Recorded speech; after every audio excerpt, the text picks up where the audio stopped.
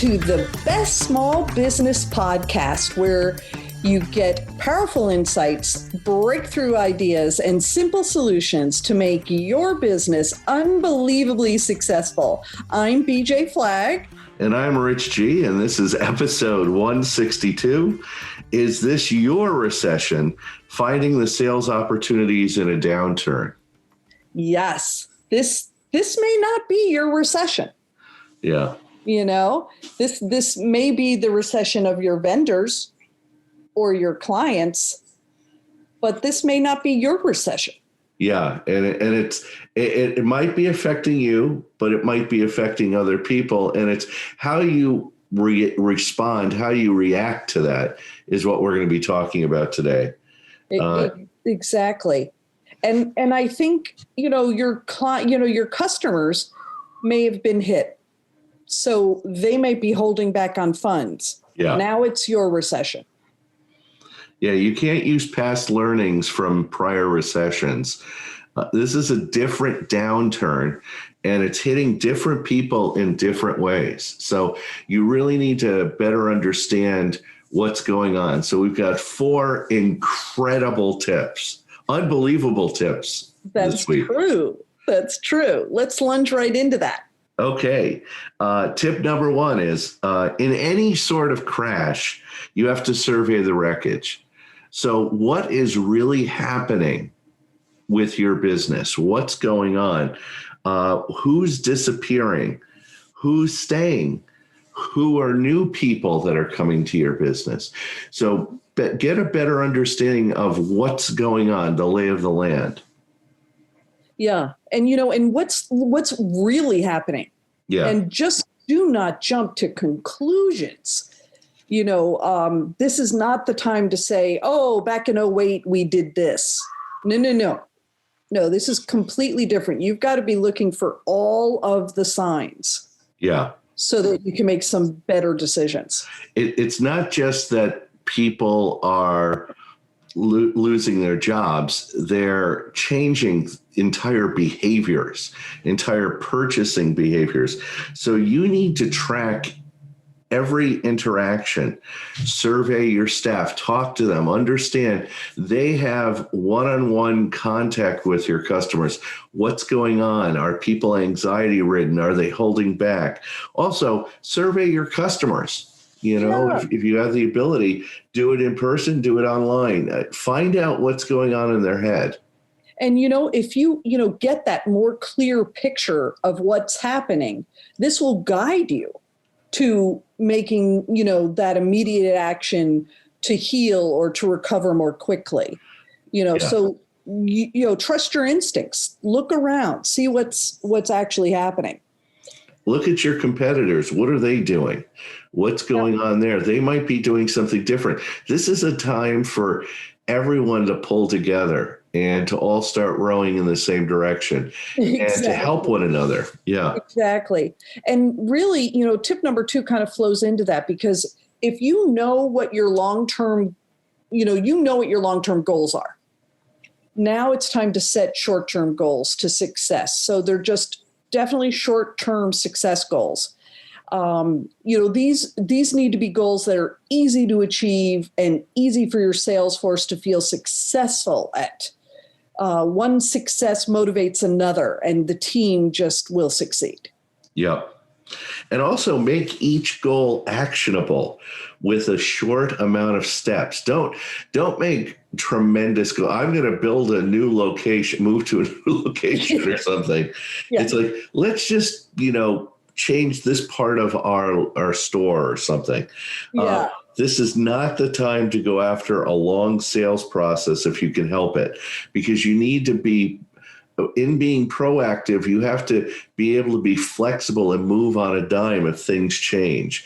Make sure you and your sales team can see the goal. Right. And, what are the we say this all the time when we're talking about sales, but what are those long, low-hanging fruit that you can kind of grab on, those smaller jobs that, they'll close quick and then, the account can be nurtured. We talk a lot about get the business in the door. Yeah. then after that, that's where the real magic can happen. So, this is the perfect time to scale to a smaller scale close and then nurture. Yeah. It's being very reactive and moving very quickly, but being agile, understanding that, grand plans are not going to work well here. It's short bursts of energy and Yeah. low hanging fruit. I like that. Yeah, exactly. Tip number 3 is the one irrefutable truth of business. You have to buy your customers. This is something I say to my clients all the time. And they think that clients and customers just come out of the ether. Like there's a line that I hear all the time, which is true, but it's like, well, I get word of mouth and it just gets out there. And I go, yes, in normal situations, but word of mouth might dry up very quickly. So you might have to spend a little money to recover your existing customer base or build a new one. Yeah. And really back to what you were saying, most businesses rely on that passive recruitment of customers. Yeah. As long as the business is good, and you've done your marketing right, you can just kind of coast along. Yes. But you've really got to be more assertive and take a more assertive role and get out there and get them. Yeah. Every business looks at that. You have to buy your customers. And a successful business is a business that spends less money on acquiring and getting more money from the customer. That means you are making a profit or your return of investment. So figure out where your customers are and develop a strategy to reach out to them. And I'm going to say this is all in bold letters. Engaging experienced professional services at this juncture is probably your best bet. Right. Do you want me to say that again, PJ? I think I do. Engaging experienced professional services at this juncture is probably your best bet. Do not wing it. Don't wing it. I'll just throw something up. No. You're throwing money out the window. Hire professionals that know how to do this. Yeah. And really change your direction of attack, your message, your offerings, etc. Again, your client base has shifted. Yeah. You need to shift. This is not the time to stick the old, head in the sand situation. The recession will be over in about 6 months. We'll be fine. No. This recession has technological advances in it. It has shifted the way business is actually being done. And you need to be part of that. Yes. So it's a bigger switch. So now, what's I love tip 4. Tip 4. You do tip 4. Okay. Put on your game face. There is no crying in baseball. I love that movie. I'm sorry, but it's true. This is the time to put on your personal best and look fantastic on Zoom. Mm-hmm. I went to a great seminar by Scarlett DeBase, and she said it succinctly. Look your best. You can figure out the rest tomorrow. I love that thought. You need to feel like you are projecting the image of someone successful. Too many people, just as an addendum, I'm on a lot of Zoom calls and Zoom networking and business networking. And it's amazing how many people are logging in with the laptop on their lap on the couch, and there's bad lighting, and you could tell they just got up and stuff, and you're just like, would you actually run your business this way? Right. It was okay in March. I think it was good for us in March and April, where we were shell-shocked at what was happening, total unknown, 7 months later, this is now our way of doing business. Yeah. So really the best thing you can do is to look relaxed, to listen, to create a feeling that gets conveyed to that potential client Yeah. and that they relax and they feel more open to what you're talking about. If they're distracted by your sweatshirt, that's no good. Yeah. And make sure to care. Take a minute before the meeting begins. Show up a bit early on Zoom and check in with the people in the meeting. You just created a safe space to discuss your projects and set everyone up for success. People are impressed. I mean, when I go on things, I've made a conscious decision to use a camera, not a webcam, for my video, and using software like Ecamm and other things. And people are like, Rich, I'm no George Clooney. Rich, why do you look so good? And I go, how do you get the background to look so good? Well, I built a whole background. I have a credenza and I've laid out pictures and everything. And people are like, oh, how did you do that? I said, well, I put some effort into it because I'm doing this stuff. So right. And I also kind of feel that in your business, you have to just project a level of comfort, but also commanding the audience. Yes. So you're confident, they're confident. I think that is so important to be able to, have that happening. Think of when you walk into Tiffany's or Nordstrom's or anything. There's an air of confidence and professionalism that you don't get in other stores. Right. And what can they do? They are commanding higher prices and they have quality products, but there's a certain amount of customer care and focus on you. And it's an experience. If you haven't ever walked into a Nordstrom's, you should. Even like the Apple store where people are, it's sometimes a cattle call. They treat everybody with care.